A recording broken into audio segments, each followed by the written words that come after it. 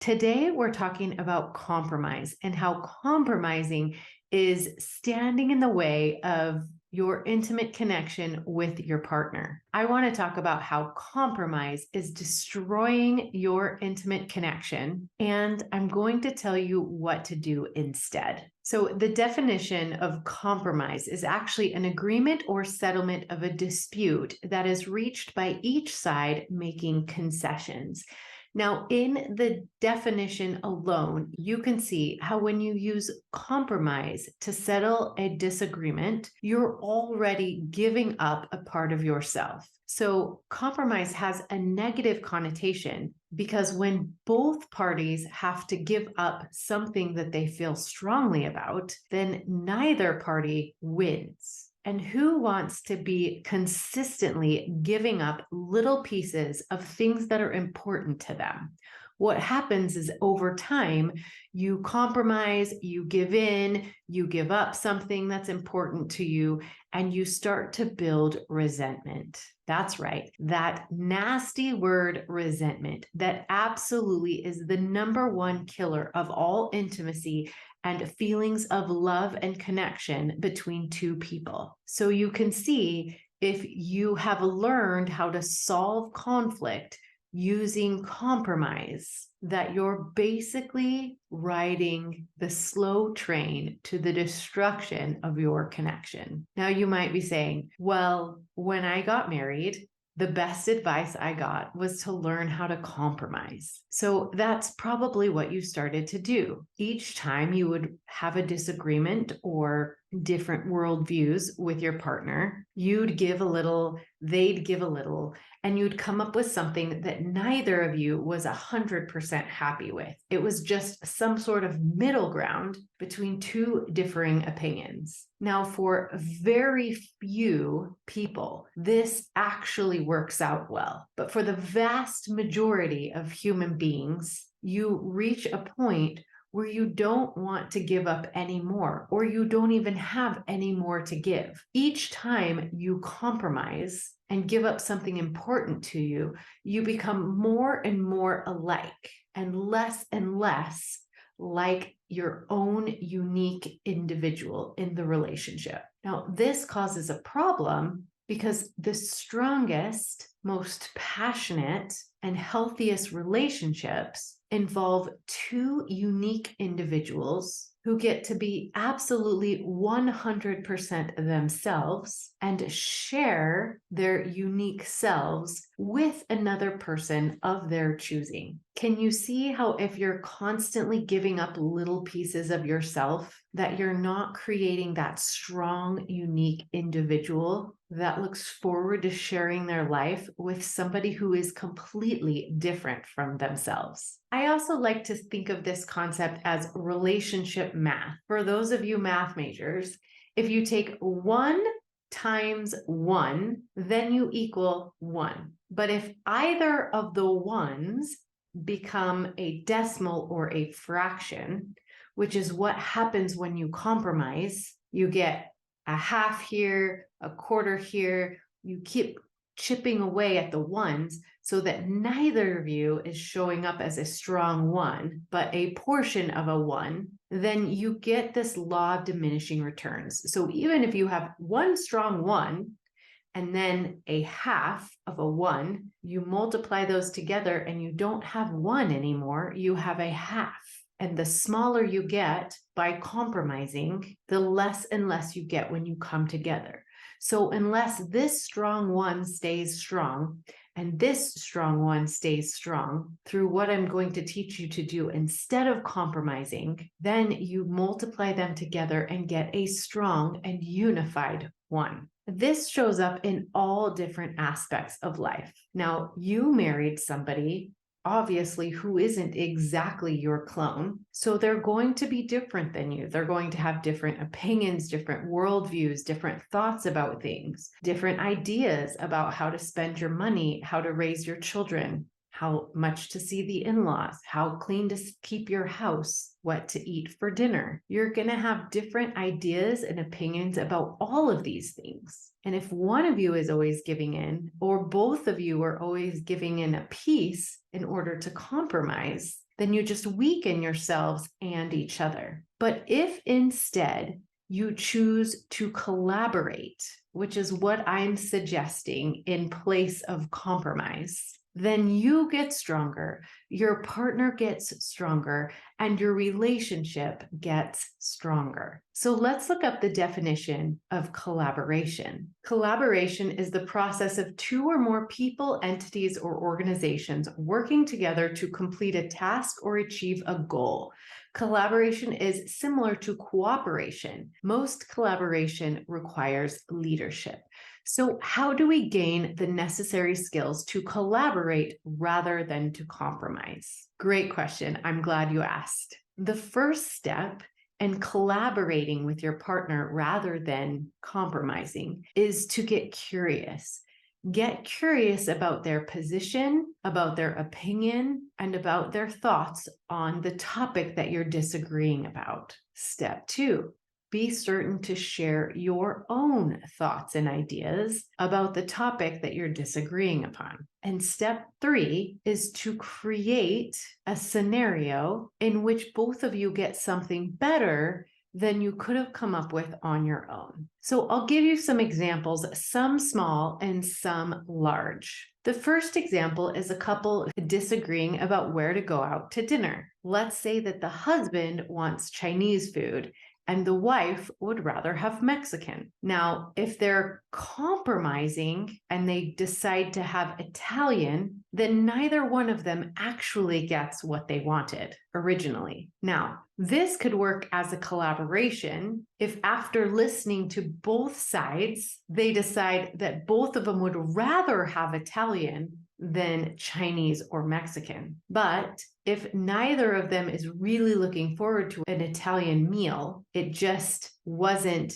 the husband's way or the wife's way, then that's a compromise and later would be resented. Neither party gets what they want, then neither party is happy. But what if through collaboration, they decide that tonight they'll have Chinese food because that's what the husband wants. And next week on their date night, they'll have Mexican because that's what the wife wants. And then the week after that, perhaps the wife would get to choose because she waited a whole week to get the Mexican food she was after. Now there is a collaboration where both parties get exactly what they want.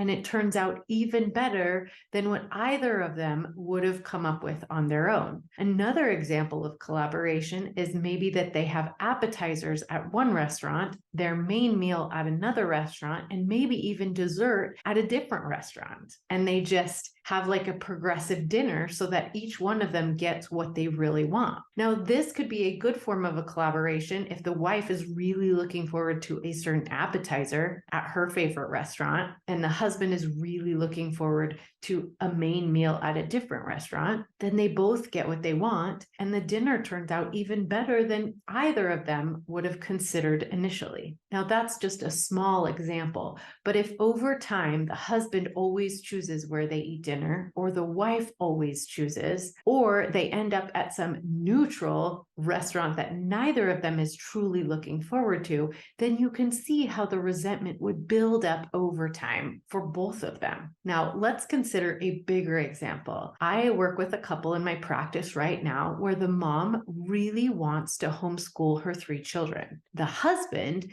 really doesn't want to homeschool the children. He thinks that they need to go to a traditional public school. And so for a long time, they butt heads, both of them trying to exert their power by getting what they want. Now, in a compromise situation, they might say like, oh, we'll homeschool some of the kids and then send different ones to school, or we'll homeschool them for these years and then send them to school. But as you can see in that type of a compromise scenario, neither partner gets exactly what they want. But if they will first exercise some curiosity, which is what we're working on in coaching, and find out what points they both feel very strongly about. Now, the mom who wants to homeschool her kids feels very strongly that she can teach them the most important things that they will need to be successful in their lives. The dad feels very strongly and worries that if they are homeschooled by their mom, that they won't have enough social interaction to be successful later in life. So once they understand the things that are most important to each of them, they can work together to find a solution. Maybe they can do their primary subjects as homeschool and then go to school for some extracurricular sporting activities or art to supplement, or have a large homeschooling group or co-op that they work with so that they're not socially isolated by just doing all of their schoolwork at home. Now, once you bring in all of these other options that become clear, they make a decision based on what is most important to each of the partners in the relationship. Now, if the mom decides to homeschool the kids, but makes it a priority to get them in lots of group activities where they have the opportunity to interact with other kids socially, then the husband and dad can feel good about the fact that the mom is taking care of the intellectual education of the kids and also taking into consideration his desire for them to be more social. Now, the reality about compromise versus collaboration is that the solution to the conflict may be the same, but the way that you created that solution is very different, meaning that when we compromise, all we're doing is finding some middle ground where neither partner gets what they're actually after, versus collaboration, where both partners seek a greater understanding of where their partner is coming from so that they can find a solution that takes all of those important values into consideration. And they come up with a solution that is even better than either of them could have come up with on their own. This is the value and benefit of being married to someone who is different than you. Now, of course, we're all married to people who are different than us, just by virtue of all human beings are different. But we want to honor and value those differences. We want to broaden our perspective and our viewpoints by seeking to understand the perspective that our partner brings to the relationship. This brings the biggest value to your children and to those who you come in contact with. When you can, with humility, understand different perspectives and how to weave those into the solutions to your conflicts, you become truly collaborative and cooperative. And this breeds so much connection and intimacy. It is through this curiosity and vulnerability where you learn and listen to your partner's perspective, and then you share your own. This allows for both partners to be seen, heard, and valued. And then you create this beautiful life that you created together, and not some alternate life that you both just compromised into and drudged up a whole bunch of resentment on the way. My mathematical equation for collaboration is just this: curiosity first plus vulnerability equals creation, collaboration, and cooperation. So anytime you and your partner come to any type of crossroads, something that you disagree on, instead of just giving in to their way of doing it or compromising on something that neither of you is really excited about, I want you to first take a minute to get really curious about where your partner is coming from. Find out what means the most to them and why they feel so strongly about the way that they do. Then share with your partner why you feel so strongly the way you do and where you're coming from, how you came to the conclusion that you did. Now, when you do this, curiosity and vulnerability, then you're honoring not only yourself, but also your partner. This creates connection and intimacy and closeness. It says that you value your partner and you value yourself. Now, here are a few tips to make this even stronger. The way that you sit in relation to each other when you're working out a collaboration is really important. If you sit on either side or opposite ends of a table, it's you against your partner. You're facing each other and you've got this big chasm between you. But if you will reorient yourself to sit next to each other and put the problem that you're facing or the disagreement in front of you, then it's the two of you against the thing. Now, this seems like a very simple little thing, but I promise when you sit next to each other and you attack the problem in front of you, it's the two of you against whatever it is that you're facing, you will find that creativity flows more freely when you take the time to listen to each other, jot down some notes. Make sure you know and understand the things that are most important to your partner. When you get down to those core values, like I said, for the couple that was trying to figure out the homeschooling problem, she wanted them to have a stronger intellectual education where she could focus on each one of them individually. He wanted to make sure his core value was that they would have the social skills necessary for them to be successful. Now, taking into consideration what she felt strongly about and what he felt strongly about, they could come up with tons of solutions so that they both get their core value needs met.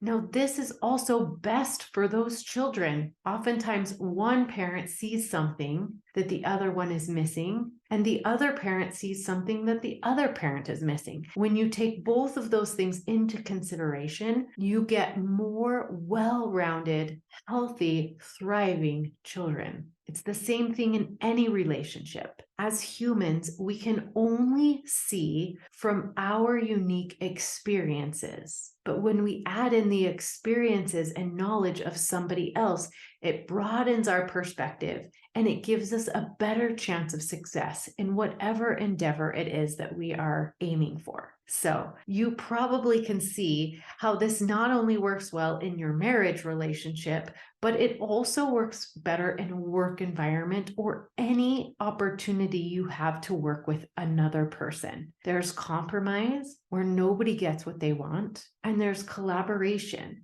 where the two of you work together to come up with the best solution possible. Now, if you're facing conflicts or disagreements in your marriage and you would like some coaching to learn how to collaborate better, I do have a few spots open. If you would like to sit down with me for a 30-minute relationship breakthrough consultation, you're just going to go to www.secretsofhappilyeverafter.com/apply and sign up on my calendar, and we can talk about different options. Sometimes the best thing you can do for your relationship is get a neutral third party to help you clear out the junk that's obstructing the connection that you could be creating with each other. So if you'd like to consider those options, please do so. Be sure and subscribe to this channel for more trainings on how to increase your intimacy. And we'll see you same time, same place next week. And until then, happy marriaging.